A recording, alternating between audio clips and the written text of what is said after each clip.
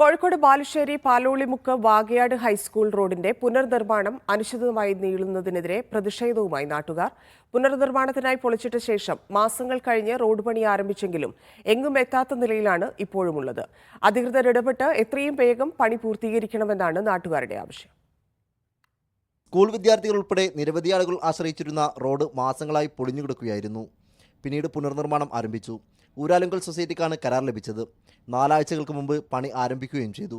എന്നാൽ 3.5 കിലോമീറ്റർ വരുന്ന റോഡിൽ 600 മീറ്റർ മാത്രം ടാർ ചെയ്ത ശേഷം പണി നിർത്തിവെക്കുകയായിരുന്നു. ആദ്യത്തെ ദിവസം ഒരു 50 മീറ്റർ, ഒരു 10 മീറ്റർ രണ്ടാമത്തെ ദിവസവും, ബാക്കി 1/2 കിലോമീറ്റർ മൂന്നാമത്തെ ദിവസവുമായിട്ട് ഇപ്പോൾ 600 മീറ്ററാണ് മൊത്തം ടാർ ചെയ്തേക്കുന്നത്. ഇപ്പോൾ 4 ആഴ്ചയായിട്ട് ഏകദേശം പണി സ്തംഭിച്ചൊരവസ്ഥയാണ്. ഇത് എന്താണ് ഇതിനൊരു കാരണമെന്ന് ആളുകളോട് പറയാനോ മറ്റും ആർക്കും സാധിക്കുന്നില്ല. ആരെയും കാണാത്തൊരവസ്ഥയാണ്.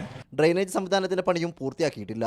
ഡ്രെയിനേജിൻ്റെ പണി ഏകദേശം ഒരു 60 മീറ്റർ മാത്രമാണ് ഇന്ന് പൂർത്തിയായിരിക്കുന്നത്. ബാക്കി പഞ്ചായത്ത് പഴയ ഡ്രെയിനേജായിട്ട് നടക്കുകയാണ്. അപ്പോൾ അതൊക്കെ ഒരു ഉത്തരവാദിത്തത്തോടു കൂടി കാര്യങ്ങൾ നീങ്ങുന്നില്ല. അധികൃതർ ഇടപെട്ട് എത്രയും വേഗം പണി പുനരാരംഭിക്കണമെന്നതാണ് നാട്ടുകാരുടെ ആവശ്യം. മീഡിയ 1 കോഴിക്കോട്.